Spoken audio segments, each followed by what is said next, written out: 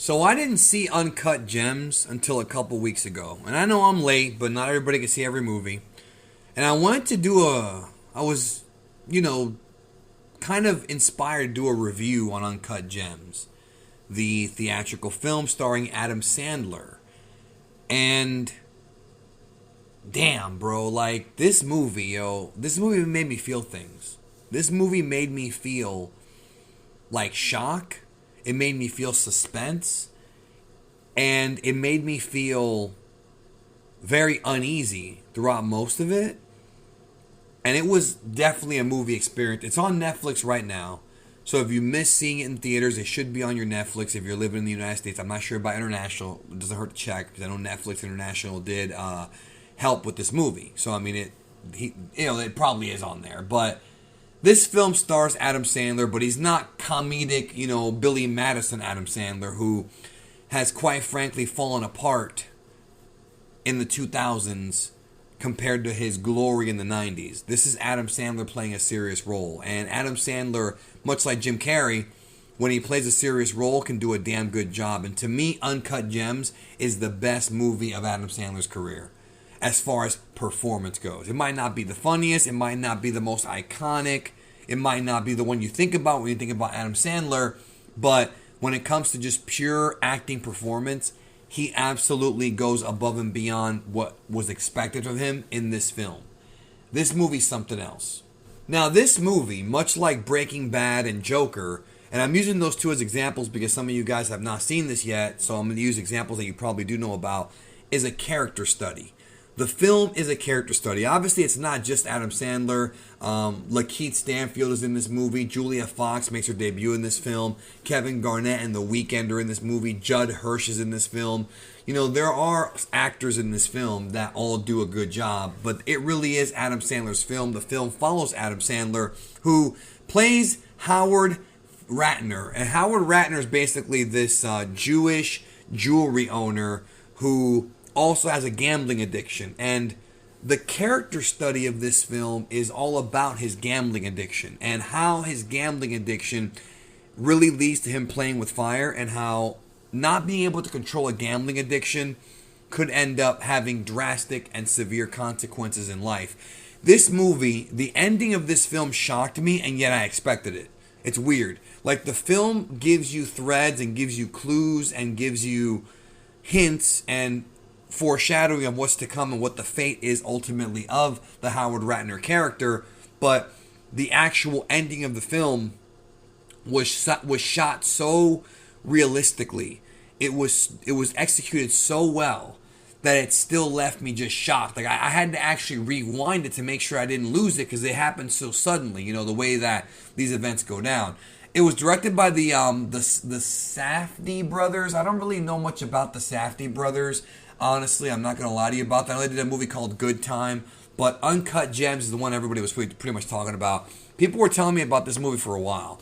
And the big thing they told me is that this film makes you feel very uneasy as you're watching it. It gives you anxiety, and it certainly does that. The way this film is shot, the film has a certain kind of color contrast to where everything looks very colorful. The streets look a certain type of way.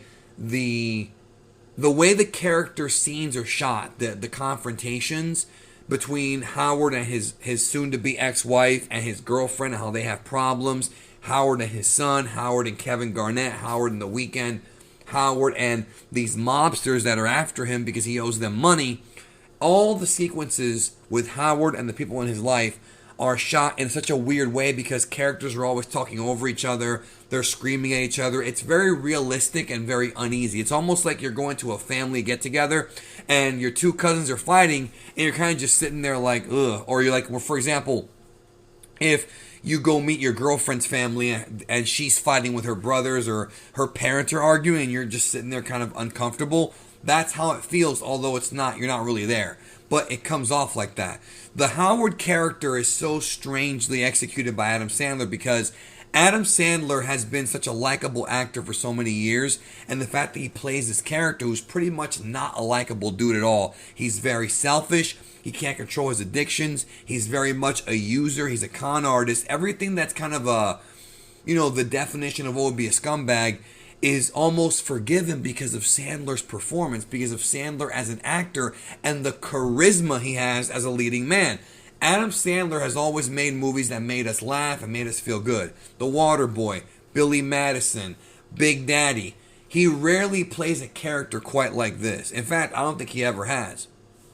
And this character belongs in a Quentin Tarantino movie. This character belongs in a Coen Brothers film. He's not a good guy, and yet you're still rooting for him. You still want him to eventually get his fortune. You want him to succeed. You want him to have a happy life with or without his ex-wife. You want him to be happy even though he treats everybody like crap.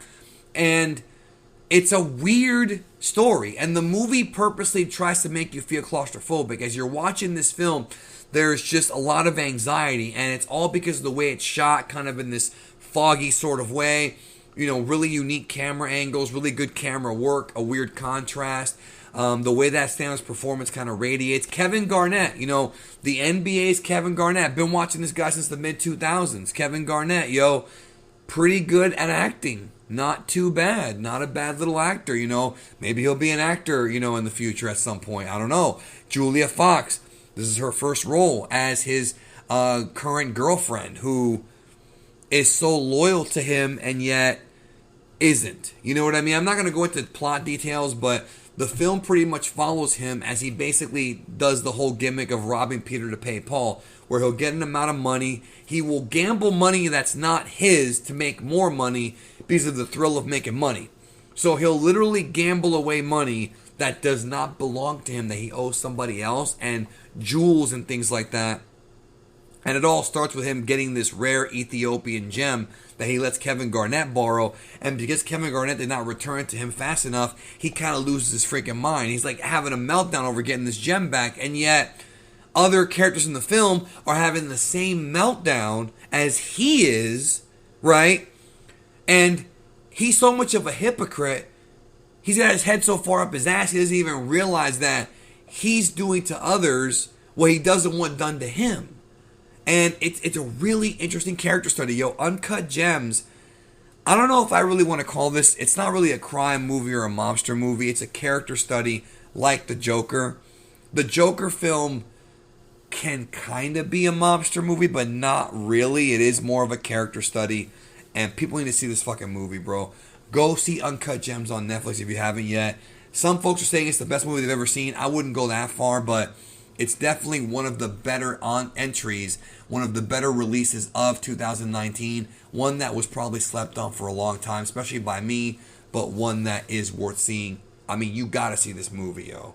You've gotta see it. The first half hour is a tiny bit, I'm not really sure what's going on. The movie does try to confuse you a bit. Like, it does throw things at you. You're not really sure what to do, what's really going on, where it's going. But you catch up pretty quickly. And then when you see it a second time, you understand things a lot more. So it is better the second time. Go see Uncut Gems on Netflix. You won't regret it. I'll talk to you soon.